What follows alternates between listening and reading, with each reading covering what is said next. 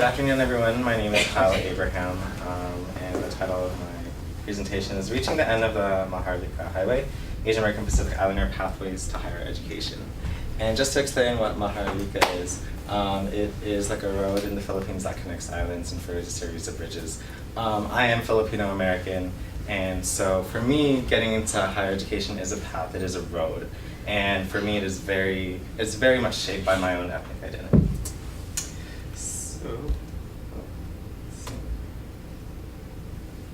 So, for my research project, and the reason why I do what I do is, as a lot of Asian Americans, they apply for elite institutions, and for me, I luckily got into Stanford.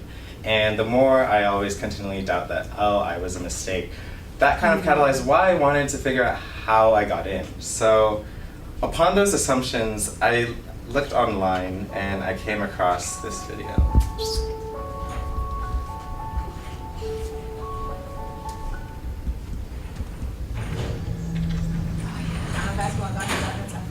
To see whether I got it or not. I really don't want to. Oh, it's so hard. If I don't get in, then there must be something wrong with me that I didn't see and that they saw. But I don't think there's anything terribly wrong with me. For like the past 2 weeks, I've been calming myself down. If I don't get in, it's okay. It's their loss and it's not my loss.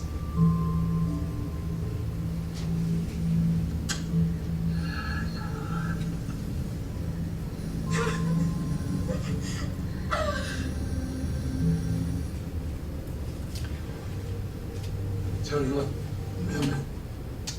Apologies for the lagging. Yeah. However, going back to the college application experience, going back to high school, a lot of times, like, yeah, that was stressful. But at the same time, we never really think about those processes. We kind of keep them to ourselves, like, oh, did you go into this institution? Was I really trying hard? And things like that. And that application process for me is what's really interesting because I don't really hear a lot about it. We have college programs like AVID and Upward Bound to help these students access these colleges. But a lot of those times in that experience, that engagement is like really what is going on from the moment you talk to the students and you mentor them to actually what happens in the home. And for me, I feel like the Asian American experience, these high stakes reasons of getting in are very important for me. So the background, I found this online, and a lot of the times for Asian Americans, they shoot for the Ivy Leagues like Harvard, Duke, Yale, Brown, MIT. And this kind of visual just dramatizes this anxiety that students get from the college application experience. So, in summary, for my literature review, Ron Unz, in the American Conservative last November, he published this, The Myth of American Meritocracy. And in the video it said that Asian Americans have in the Ivy Leagues are no more than 20%. And over the last 20 years, according to this data, they have steadily declined from 1993 and to modern day to around 16%. So you have these colleges here, and they're converging, you can see, between the 20 and the 10. And as much as Asian Americans, there's a lot of stereotypes, the model minority stereotypes that we're smart, that we're high achieving, that we are elite educated. Yet on SAT reports, Asian Americans have generally been the second highest ethnic group performing, and if you also notice some of the concerns that Asians now decline to state their ethnicity. And if you actually look at those scores now, those scores that have declined have steadily been rising, especially in mathematics. So, yeah. So for my research questions, that should be a 2. How does the Asian American Pacific Islander identity impact a student's college application experience? What can be done to what can be done to improve the college application experience of Asian American Pacific Islander students? So for my methodology, I did a case study of my high school. And this, as much as this is a community summer research internship, I decided to do it in my own community. So contrary to what was printed on, Independence High School is actually located in San Jose, in the Bay Area East Side Union High School District. and I am a graduate out there, and there's my friend on graduation day. I was class of 2011. And Independence High School has a population of over 3,600 students. Also on its campus is 2 charter schools, KIPP, and I'm forgetting what the other charter school is. And within that population, 57% is actually Asian American. The city of San Jose is the #1 place for Vietnamese Americans to immigrate into the United States. Santa Clara County has the highest immigration rate of Asian Americans in the entire United States. So more and more Asians are coming into this space. And as much as that's very growing, it's very important to see like where a lot of these immigrants are going. This is a case study, and yeah. So moving on, part of my methodology was to do participatory observations.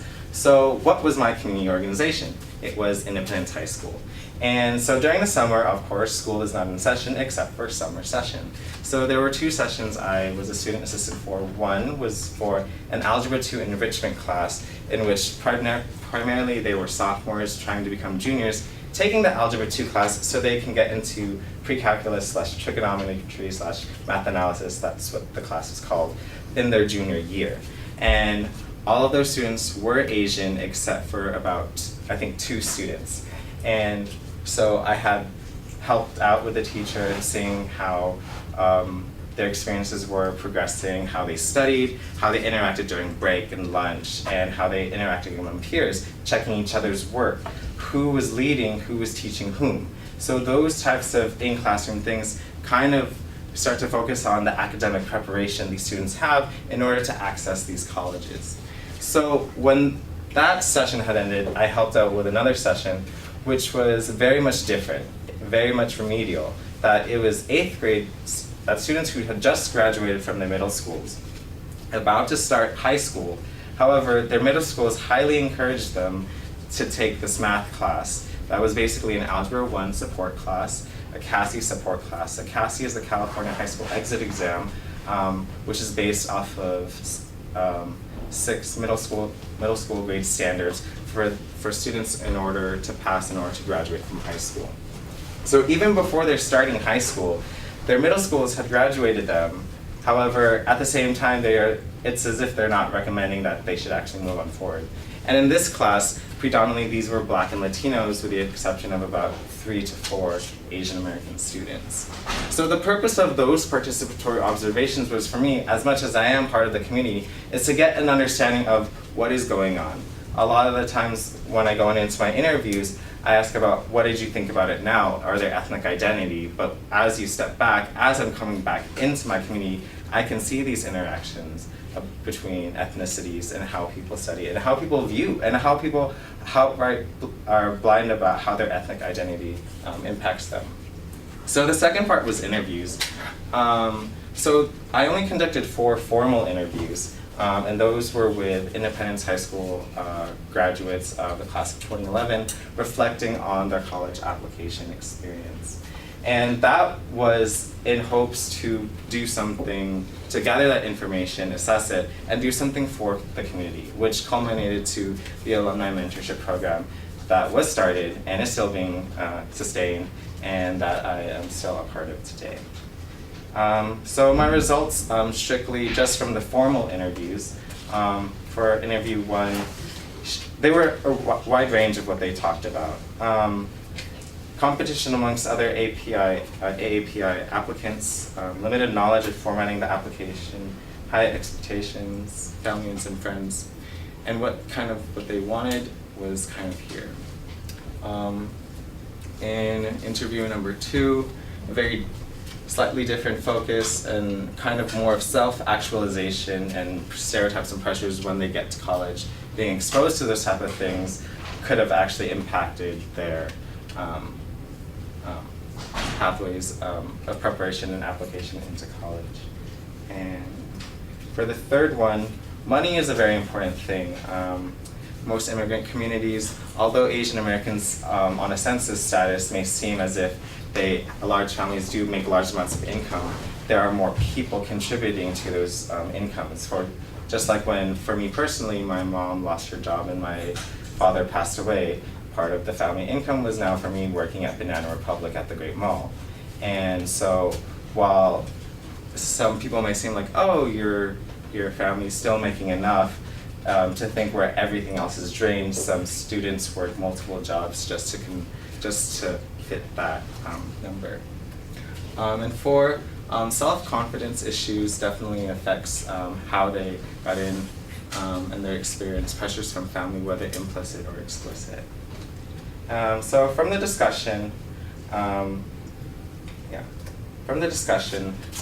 kind of bracketed my conclusions in separate areas. So for socioeconomic status, despite federal regulations in colleges that declare the eligibility of students receiving the application review process, the college application process affects the numbers of applications a student will submit.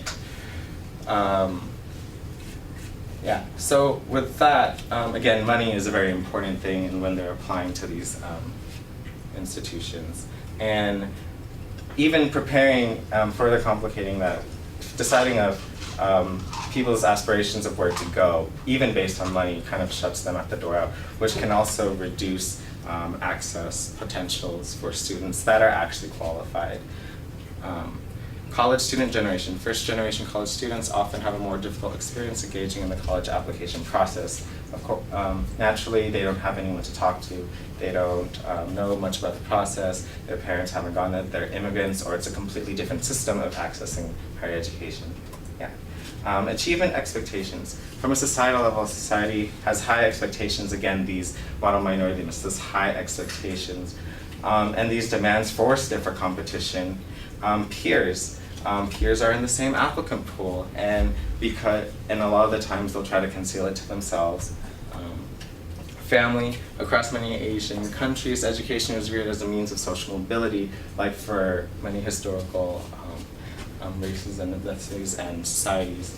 And for self, as a result of high achieving expectations, API applicants may lack self-confidence throughout the college application process, having many implications. So moving forward, so this was the mission statement that I helped conduct. So the Alumni Mentorship Program is actually was inspired by 2 people, and it is a team of 5 people at the core of it. And I'm kind of like one of those 5 as a consultant. And here's the mission statement. So my part in that was essentially just getting them the ideas and the tools that there's this stuff out here. There's a cultural awareness that there are these trends. But they just essentially, from the interviews, a lot of them just said they wanted someone with the information, a mentor, someone who's gone through the process, someone that's been recent, someone that can connect with me.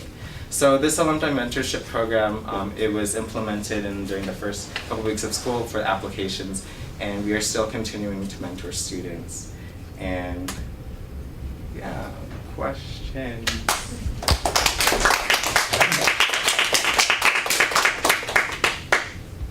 It's okay if you don't. Yes. When was it started, the alumni program? So that was started at the beginning of August. Oh. Yes. So it was a very quick turnaround. And a lot of the times, because I come from that community and thinking about the community needs and community wants, those are also my needs and my wants. Mm-hmm. So in a way I can catalyze a lot of the things that are happening in that program. But still, a lot of the time So I ask. but what actually do you do with the program? Do you work with individually students or like as a group? So they have a paired off. There's an alumni who's a mentor and assigned person, a mentee, and they do have applications, so they have information on each other. Right now, there's a Facebook group for at least the mentors, for us to just have a quick response, like, oh, my mentee says this, I don't know what to do. So a lot of us, just as alumni, respond to each other and say, oh, this is what you should do. So there are workshops that have been conducted with the mentors, specifically with an API background. Oh, and also the Alumni Mentorship Program is not just for API. There are Black and Latinos and whites that could also very much apply. But we do have a special cultural emphasis and understanding from the API perspective. So there are one-on-ones, there are trainings for the mentors. And for me, my job is kind of as a consultant to check up on the mentees and individual mentors and how it's kind of going. So if they need more clarifying questions, I'm kind of the main research information person they go to.